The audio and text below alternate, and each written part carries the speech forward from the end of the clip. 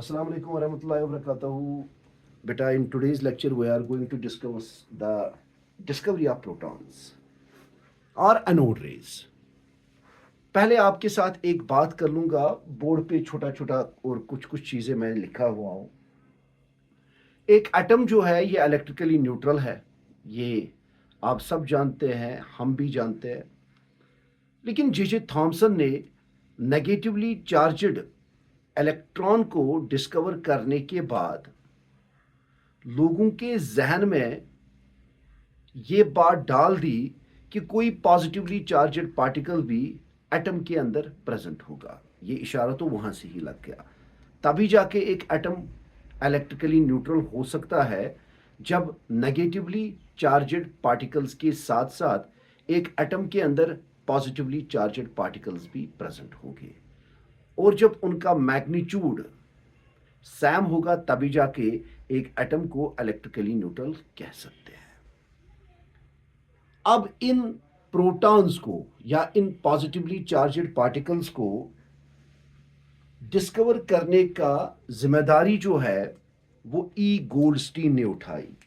ठीक है बेटा, ई गोल्डस्टीन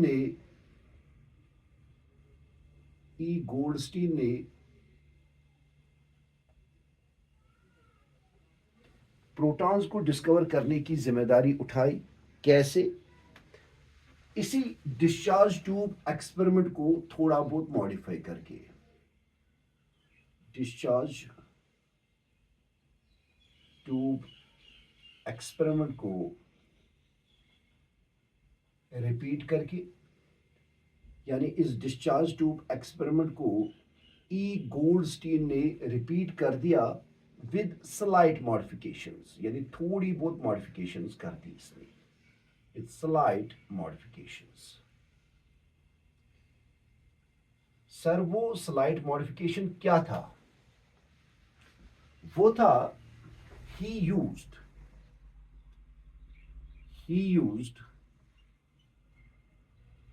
perforated cathode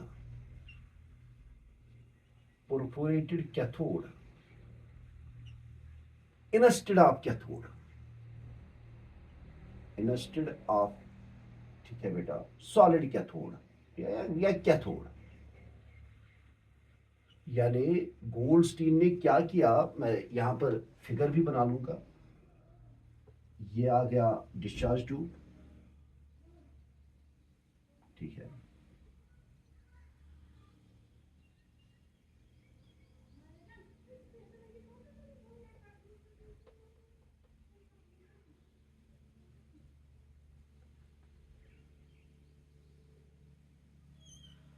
ठीक है बेटा, यहां से रख दिया वैक्यूम पंप।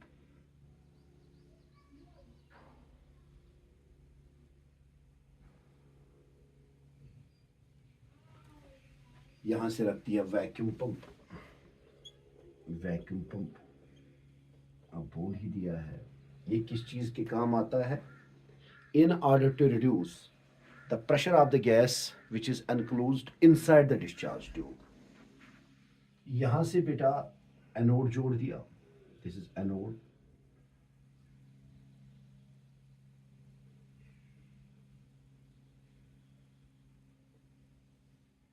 और बेटा यहां से परफोरेटेड कैथोड। सर हमें भी बता दो परफोरेटेड कैथोड किस कैथोड को बोलेंगे? परफोरेटेड कैथोड बेटा पोर बेरिंग, यानी इसमें छेद थे।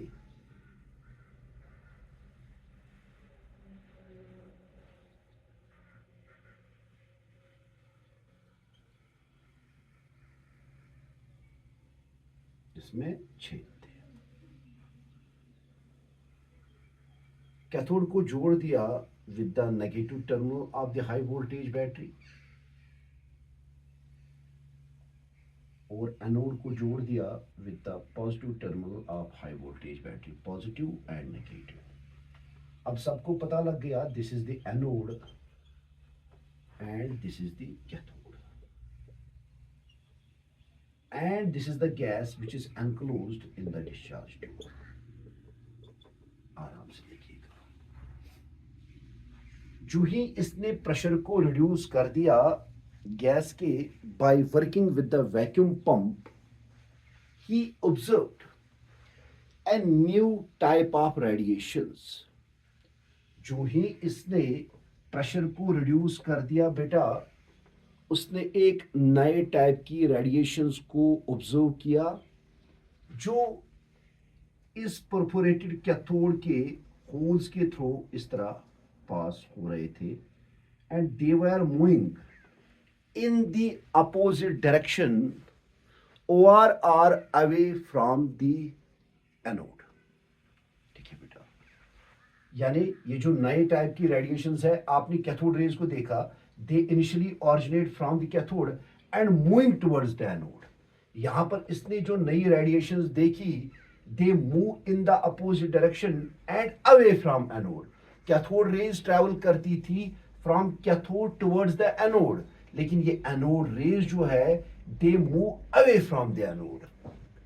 तो बेटा अब कॉमन सेंस की बात है, ये रेडिएशन या रे जो है जिनको हम एनोड रेज बाद में बोल दिए, इन एनोड रेज के ऊपर पॉजिटिव चार्ज होगा, तभी जाके ये पॉजिटिवली चार्जड इलेक्ट्रोड से दूर भाग रहे हैं और नेगेटिवली चार्जड इलेक्ट्रोड की तरफ आ रहे हैं और इसके होल्स के बीचों बीच घुस रहे हैं। सर कैसे पता लगा? जब ये यहां पर ये रेज यहां पर गिलास सरफेस के साथ टकरा गई, यहां पर भी फ्लोरेसेंस जो है वो पैदा हो गया। उस केस में आपने देखा था कि गिलास balls which are opposite to cathode produce fluorescence, लेकिन यहां पर the glass balls of the tube opposite to that of the anode। ठीक है बेटा, वहां से ही पता लग गया कि ये कैथोड रेज नहीं है, और कैथोड रेज भी तो होंगी, वो बेटा इस डायरेक्शन में जाती है, वो बेटा इस डायरेक्शन में जाती है। तो कॉमन सेंस है, ये आ गई आपकी कैथोड रेज,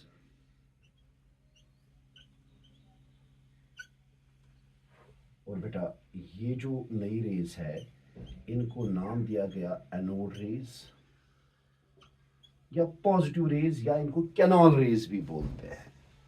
याद रखना है आपने कि जो ही इसने प्रेशर को रिड्यूस किया, इसने नोट्स क्या क्या किया, इसने देखा एक नए टाइप की रेडिएशन जो है वो इस परफोरेटेड कैथोड के होल्स के बीचों बीच गुजर रही है और एनोड से दूर भाग रहे हैं। अगर कोई रे एनोड से दूर भागेगा, एनोड का अपना चार्ज है, तो फिर इस रे का भी चार्ज पॉजिटिव होगा, तभी जाके तो ये एनोड से दूर भाग रही है। और वो रेडिएशंस जो एनोड की तरफ जाती है उनको तो ऑलरेडी डिस्कवर किया गया था और उनको नाम भी दिया गया था, क्या? Cathode rays. लेकिन ये नए टाइप की रेज जो है, ठीक है बेटा, विच पास थ्रू द परफोरेशंस और holes of the cathode were called as anode rays, positive rays, या इनको कैनॉल रेज भी बोला जाता है।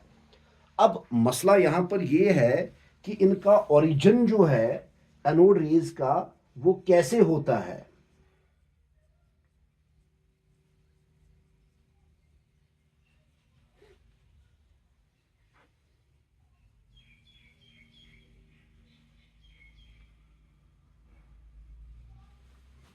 देखो बेटा, origin of anode rays, origin,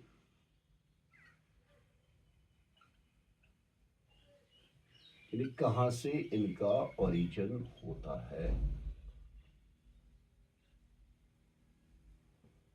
it is believed that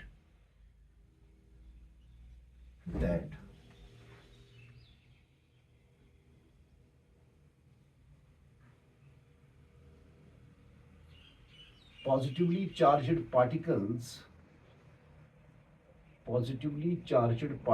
अगर ये रेज पॉजिटिवली चार्ज्ड है तो इनके पार्टिकल्स भी पॉजिटिवली चार्ज्ड होंगे, वही मैंने लिखा, positively charged particles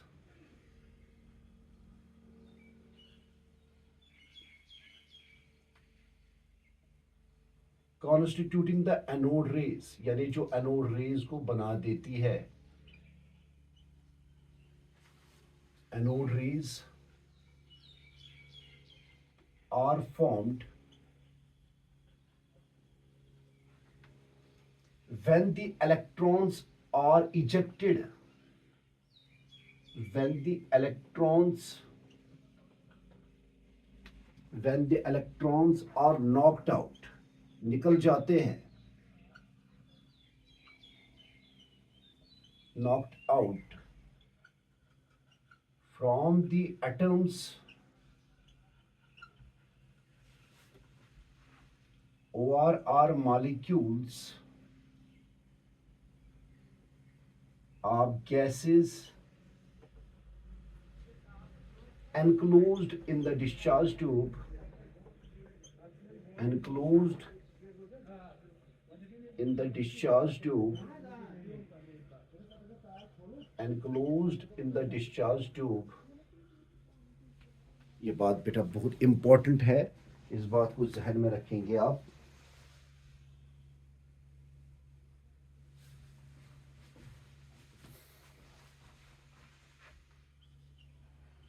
By the